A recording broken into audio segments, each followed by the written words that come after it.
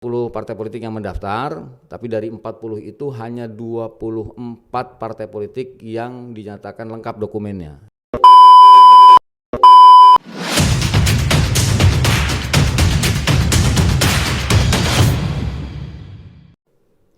Assalamualaikum warahmatullahi wabarakatuh. Salam Pendekar Banten. Halo Sobat Pendekar, welcome back to our channel. Kembali lagi bersama saya Bribtu Sabrina di Pendekar Banten Podcast. Jangan lupa like, share, dan subscribe channel kita biar nggak ketinggalan update video berikutnya.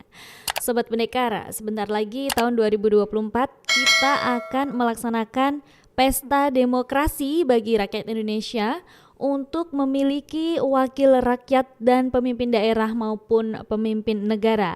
Nah, untuk mengetahui apa saja tahapan pelaksanaan pemilu tahun 2024 dan bagaimana persiapan yang akan dilakukan oleh Polri untuk mengamankan ajang pesta demokrasi tersebut, kita telah mengundang narasumber yang berkompeten di bidangnya. Biar nggak penasaran, langsung kita sapa aja. Ada Bapak Eka Satya Laksmana SE SHMM selaku Koordinator Divisi Sosialisasi Pendidikan Pemilih dan Partisipasi Masyarakat KPU Provinsi Banten. Selamat datang Bapak di Pendekar Banten Podcast, Pak. Selamat datang, terima kasih. Sehat, Pak? Alhamdulillah. Sehat. Mungkin bisa menyapa Sobat Pendekar dulu, Pak. Halo Sobat Pendekar, saya Eka Satya Laksmana dari KPU Provinsi Banten. Salam Pemilu 2024. Mantap. Nah, Pak, boleh langsung tanya-tanya, Pak? Boleh kan? Boleh. Pak, katanya nih pemilu tahun 2024 ini agak berbeda nih dengan 2019 ya, Pak. Kalau boleh tahu apa saja sih, Pak, perbedaannya? Ya, Sobat Pendekar, jadi di 2024 ini memang berbeda dengan pelaksanaan pemilu sebelumnya. Di 2019 misalnya. Kalau di 2019 kita hanya melaksanakan pemilu presiden dan pemilu legislatif. Iya. Tapi di 2024 ini ada dua event politik besar ya. Yang pertama adalah pemilu serentak 2024 di mana kita memilih presiden, wakil presiden, kemudian memilih anggota DPR, DPD dan DPRD.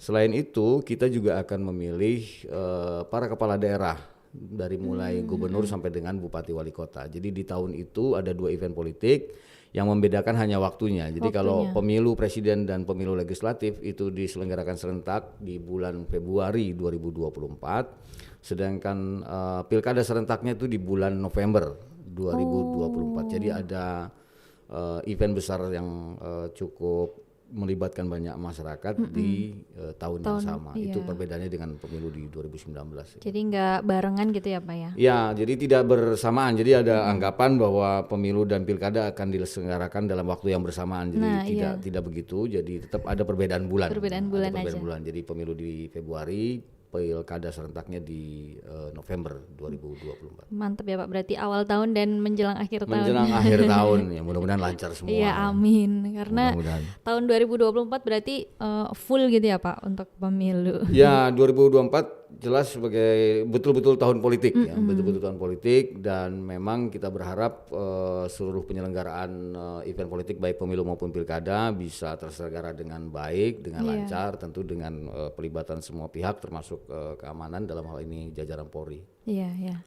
Nah, Pak, untuk tahapan pemilu kan katanya sudah dimulai ya, Pak, dengan pendaftaran partai politik peserta pemilu. Ya. Nah, selain tahapan tersebut, tahapan apa saja, Pak, yang akan dilaksanakan oleh KPU nih, Pak? Ya, sekarang kita sedang melaksanakan proses verifikasi administrasi partai politik calon peserta pemilu. Jadi pendaftarannya sudah dimulai yang melaksanakan di KPU RI.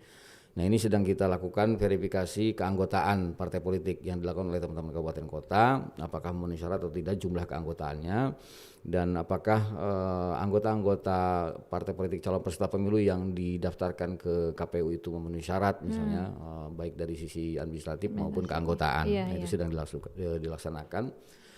Setelah verifikasi administrasi ini selesai, kita akan melaksanakan verifikasi faktual keanggotaan. Jadi verifikasi faktual keanggotaan itu petugas verifikator kita nanti di KPU Kabupaten Kota itu akan mendatangi satu persatu tuh. Jadi sampling datangin ya, gitu. datangin ke rumah-rumah, sampling saja. beberapa orang anggota partai yang didaftarkan oleh masing-masing partai politik itu akan diverifikasi, akan diuji kebenarannya benar atau tidak dia sebagai anggota partai A dan seterusnya. Nah, kalau memang dia mengakui membenarkan bahwa dia anggota partai, maka kita akan nyatakan statusnya sebagai memenuhi syarat. Jadi seterusnya. Nah, setelah itu nanti akan ada penetapan partai politik calon peserta pemilu berdasarkan proses verifikasi itu ya, verifikasi administrasi, verifikasi faktual keanggotaan, verifikasi administrasi artinya termasuk juga nanti kepengurusan di tingkat provinsi dan di tingkat kabupaten kota. Di tingkat provinsi itu nanti benar nggak ketua, sekretaris bendaharanya orangnya ada, orangnya benar sesuai dengan identitas baik itu KTP maupun KTA-nya misalnya. Kemudian benar nggak sekretariatnya ada, sekretariatnya nggak permanen, kira-kira bersifat tetap sekretariatnya sampai dengan tahapan selesai. Nah itu kalau itu sudah diverifikasi dan memenuhi syarat, keanggotaan memenuhi syarat, maka akan dilaksanakan yang namanya penetapan partai politik calon peserta pemilu di bulan Desember nanti, sekitar tanggal 14 Desember. Desember itu tahapan ininya, Pak. Nanti penetapan partai politik calon peserta pemilu memenuhi syarat atau tidak memenuhi syarat. Ini pendaftarannya udah mulai bulan apa, Pak? Pendaftaran dilaksanakan Agustus kemarin, Iya. Sampai dengan kemarin kita sudah verifikasi administrasi dari mulai dokumen kepengurusan di tingkat pusat, kemudian provinsi dan kabupaten kota. Sekarang proses verifikasi administrasi dan masuk dalam tahapan perbaikan. Ya, kemarin sudah, sekarang tahap 2 tahap perbaikan. Setelah itu nanti verifikasi faktualnya itu 15 Oktober. Oh, berarti bulan ini ya, Pak? Bulan ini, insya Allah. Nah, terus dalam tahapan pendaftaran partai peserta pemilu ini, Pak, yang sedang berlangsung, kira-kira udah berapa partai yang yang telah mendaftarkan di KPU? Kalau yang mendaftar di KPU RI itu sekitar 40 partai politik. Ya, dari KPU RI, karena pendaftarannya di sana di KPU RI, jadi tersentral, jadi tidak ada pendaftaran di daerah. Jadi pendaftaran di sana dilakukan oleh DPP masing-masing partai politik atau pengurus pusat.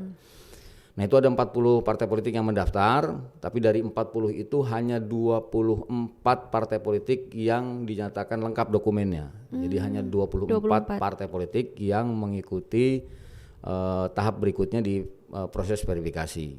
Nah dari 24 itu kemarin sudah kita verifikasi administrasi, kemudian masuk dalam tahap perbaikan. Menurut KPU RI dari 24 itu hanya 20 partai politik yang melakukan perbaikan. Jadi ada 4 partai politik yang tidak mengikuti tahap selanjutnya. Oh gitu ya, Jadi Pak. kemungkinan hanya 20 partai politik yang mengikuti tahap perbaikan dan kemudian sekarang akan kita verifikasi keanggotaannya. Terus dalam tahap pendaftaran ini kira-kira apa saja persyaratan yang harus dilengkapi nih, Pak, oleh partai politik? Ya, di awal pendaftaran beberapa persyaratan, misalnya kepengurusan ada kepengurusan di tingkat pusat. Kemudian ada pengurusan di tingkat provinsi itu harus 100%. Jadi 100% itu kalau partai A punya pengurus di tingkat provinsi, dia harus ada pengurus di tingkat provinsi sebanyak 34. Sebanyak jumlah provinsi gitu ya. Kemudian dia harus punya kepengurusan di tingkat kabupaten kota 75% dari jumlah kabupaten kota. Jadi kalau di Banten ada 8 kabupaten kota, maka 75%-nya 6 kabupaten kota dia harus ada. Kira-kira begitu. Nah, sementara di tingkat kecamatan minimal 50% dari jumlah kecamatan di masing-masing kabupaten kota. Nah, itu yang syaratnya. Kemudian yang lain-lainnya dokumen-dokumen pendirian partai, kemudian SK dari Kementerian Hukum dan HAM terkait kepengurusan. Nah, itu yang kemudian secara administratif disampaikan ke KPU gitu. Nah, lalu setelah persyaratan ini dikumpulkan, Pak, apakah KPU akan mengecek satu persatu sampai hasilnya diumumkan, Pak? Iya, kemarin di KPU RI memang dilakukan pengecekan. Nah, pengecekan ini secara administratif dilakukan menggunakan sistem namanya Sistem Informasi Partai Politik atau SIPOL, terkenal dengan SIPOL. Online gitu ya, Pak? Ya, pendaftarannya juga online. Jadi nggak ada lagi pengurus partai yang bawa kontainer berkas gitu. ke kantor KPU, nggak ada. Jadi lewat online, masing-masing pengurus DPP itu mengisi menggunakan SIPOL. Itu secara online itu diupload dan seterusnya. Sampai kemudian sistem yang kemudian mengecek apakah dokumennya sudah sesuai atau tidak sesuai. Termasuk juga pada proses verifikasi dilakukan menggunakan sipol, jadi online, ya, sesuai Jadi tidak udah sesuai. Sudah ada sistemnya, sehingga sistemnya gitu ya. dengan sistem ini memudahkan kita di penyelenggara maupun memudahkan partai politik dalam proses penyampaian dokumen-dokumen persyaratan yang dibutuhkan gitu. Terus nanti hasilnya juga diumumkan gitu Pak? Hasilnya akan diumumkan, tentu akan diumumkan karena kewenangan penetapan partai politik calon peserta pemilu ini menjadi kewenangan KPU RI. Nanti KPU RI akan mengumumkan partai mana saja yang dinyatakan lolos sebagai calon peserta pemilu 2024. Sementara di kabupaten kota dan provinsi itu hanya melakukan rekapitulasi, pengumpulan hasil verifikasinya, nanti kemudian disampaikan ke KPU RI untuk ditetapkan. Oh jadi yang di provinsi hanya kayak rekap Ya, aja hanya gitu rekap, ya Pak hanya ya? rekap, mengumpulkan rekap. Terus dalam tahap pendaftaran partai politik ini Pak, ada nggak peran masyarakat dalam mensuksesan tahap ini Pak? Ya, kita ada satu subtahapan namanya pengaduan masyarakat atau tanggapan masyarakat terkait dengan keanggotaan partai politik. Jadi temuan kita itu misalnya ada anggota masyarakat yang dicatut gitu ya oleh sebagian partai politik, diklaim sebagai anggotanya padahal dia bukan. Padahal bukan. Dan ternyata statusnya ada yang ASN, bahkan ada yang penyelenggara pemilu misalnya, ada juga yang berstatus sebagai TNI Polri misalnya. Temuan-temuan kita di hampir banyak wilayah, termasuk di Banten ada temuan-temuan itu gitu. Ada kemarin berarti udah sempat menemukan yang kayak gitu ada Pak? yang demikian, dan itu kita sampaikan. Termasuk ada proses tanggapan masyarakat misalnya. Tanggapan masyarakat adalah kalau ada masyarakat yang merasa bukan anggota partai politik tapi diketahui, diklaim atau dicatat atau dianggap sebagai anggota partai politik, maka dia bisa menyampaikan ke kita, menyampaikan tanggapan, menyatakan bahwa saya misalnya tidak menjadi anggota partai politik manapun. Nah, berdasarkan surat itu nanti kita sampaikan kepada partai politik, kepada KPU RI, kemudian disampaikan kepada DPP partai politik untuk menghapus atau mencoret nama anggota masyarakat yang menyampaikan tanggapan itu. Jadi, nah kalau misalnya ada yang seperti itu terus gimana Pak? Ya memang kita tidak bisa langsung menghilangkan namanya dari daftar keanggotaan. Jadi yang bisa menghilangkan hanya partai politiknya. Jadi nanti kita melalui tim penghubung partainya, KPU akan meminta nama yang masyarakat yang menyatakan tidak terlibat dalam anggota politik itu untuk dihilangkan namanya atau dihapus lah kira-kira dari daftar keanggotaan. Jadi nanti kan kalau misalnya masyarakat tersebut ternyata tidak terdaftar, nah berarti kan kurang nih Pak. Ya, karena karena kan gini, syarat keanggotaan itu kalau berdasarkan ketentuan berdasarkan undang-undang maupun PKPU itu di tiap kabupaten kota 1.000 minimal, paling sedikit 1.000 jumlah anggota atau 1/1000 anggota dari jumlah penduduk. Jadi kalau di Serang ada 600.000 penduduknya, keanggotaan itu minimal ada 600 orang. Nah, itu minimal dia menyetorkan 600 orang. Jadi kalau kemudian ada yang dicoret, ada yang tidak memenuhi syarat, misalnya berkurang, maka di masa perbaikan itu si partai politik boleh mengganti. Oh, boleh mengganti. Boleh mengganti sejumlah dengan yang di TMS-kan atau dinyatakan tidak memenuhi syarat dalam proses administrasi. Jadi tidak akan kehilangan haknya untuk bisa tetap memenuhi syarat keanggotaan untuk bisa mengikuti verifikasi partai politik calon anggota pemilu. Oh, seperti itu ya Pak. Nah, dengan yang sudah ditentukan partai politik ini Pak, nantinya berapa kursi anggota dewan yang akan diperebutkan untuk mewakili Banten ya Pak? Ya, jadi kalau mengacu ke lampiran Undang-Undang 7 2017, untuk kursi di DPRD provinsi itu ada 85 kursi yang diperebutkan di pemilu. 85. Untuk DPRD provinsi. DPRD provinsi. Itu ada 10 dapil atau daerah pemilihan ya. Kemudian untuk yang di DPR RI, jatah atau kuota kursi untuk Provinsi Banten itu ada 22 kursi di 3 dapil. Ya, ada daerah pemilihan 1 itu Lebak, Pandeglang, daerah pemilihan 2 itu Kota Serang, Kabupaten Serang dan Cilegon, dan daerah pemilihan 3 itu Tangerang Raya. Jadi 3 dapil itu ada 22 kursi yang diperebutkan oleh partai politik gitu. Terus selain pendaftaran partai, bagaimana proses sehingga warga negara ini bisa menggunakan hak suaranya Pak dalam pemilu yang akan dilakukan tahun 2024 nanti? Ya, di undang-undang memang disebutkan bahwa warga negara yang bisa menjadi pemilih di pemilu adalah dia WNI, kemudian berusia 17 tahun minimal atau sudah menikah atau pernah menikah, kemudian memiliki KTP elektronik, kemudian masuk dalam daftar pemilih tetap. Ya. Kendati demikian, undang-undang tetap membuka ruang bagi warga negara yang belum masuk dalam daftar pemilih tetap bisa menggunakan hak pilihnya sepanjang dia bisa menunjukkan KTP elektroniknya. KTP elektroniknya itu kemudian memilihnya di TPS yang berada dalam domisili sesuai KTP. Jadi kalau mbaknya KTP-nya di Cipocok, di desa A misalnya, di RT sekian, maka meskipun tidak ada dalam DPT bisa tetap memilih di situ. Bisa. Tapi nggak bisa milih di tempat lain. Gitu. Berarti harus sesuai domisilinya. Domisili ya Pak. Itu yang kemudian dibuka ruangnya oleh undang-undang. Nah, untuk bisa memastikan apakah sudah terdaftar atau belum di daftar pemilih. Ada aplikasi namanya Lindungi Hakmu, nanti bisa dicek. Nah, itu bisa kita cek di sana, tinggal masukin NIK-nya, NIK kita, nanti ketahuan kita sudah pernah terdaftar atau belum. Gitu. Kalau dari situ ternyata belum terdaftar, hubungi KPU untuk segera didaftar. Nah, kita masih kemarin kita masih ada tahapan kegiatan non tahapan, disebutnya pemutakhiran data pemilih berkelanjutan. Itu sejak 2019 kita lakukan. Jadi per 3 bulan kita update di tingkat kabupaten kota, per 6 bulan kita update di tingkat provinsi.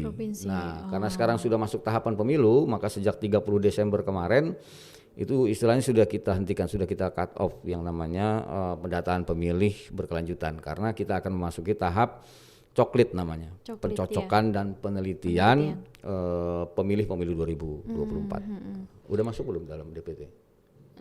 Kalau saya Pak, nggak tahu nih Pak, udah dicek. Kalau Mbak kan nggak punya hak pilih. Iya bener, belum pernah merasakan.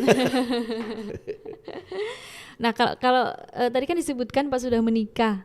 Kalau belum menikah boleh nggak Pak? Kalau belum menikah, masih pelajar gitu misalnya, tapi udah 17 tahun. Kalau 17 tahun, yang penting 17 tahun dia sudah bisa memilih. Sudah bisa ya. 17 tahun di 2024 di hari H.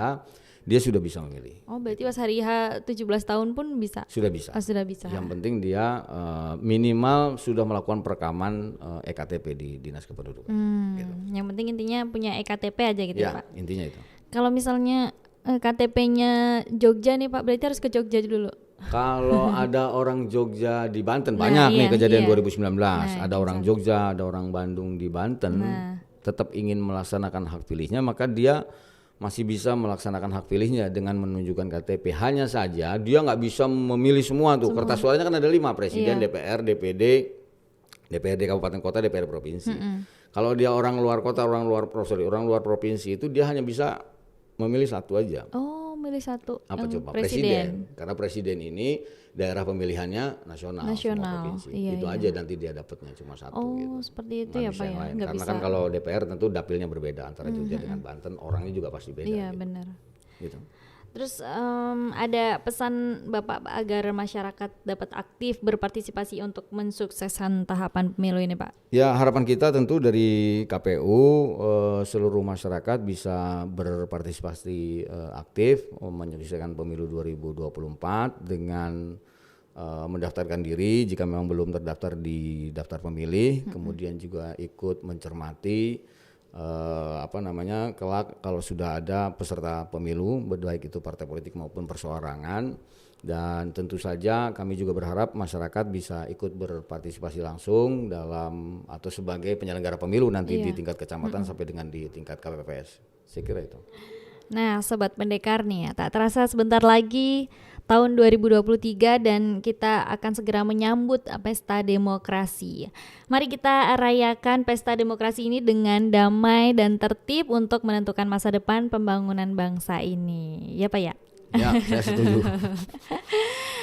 Oke Pak, terima kasih telah menyempatkan hadir di studio kami. Baik. Semoga sehat selalu, semakin sukses ke depannya ya Pak. Amin, semoga pemilu juga berjalan lancar. Amin. Nah Sobat Pendekar, mungkin ini akhir dari podcast kita hari ini. Jangan lupa like, share, dan subscribe channel kita biar gak ketinggalan update video berikutnya. Dan buat Sobat Pendekar yang mau request tentang materi atau narasumber yang akan diundang, bisa langsung komen di kolom komentar bawah. Ingat, jauhi narkoba, kejahatan, dan tetap berprestasi. Terima kasih. Wassalamualaikum warahmatullahi wabarakatuh.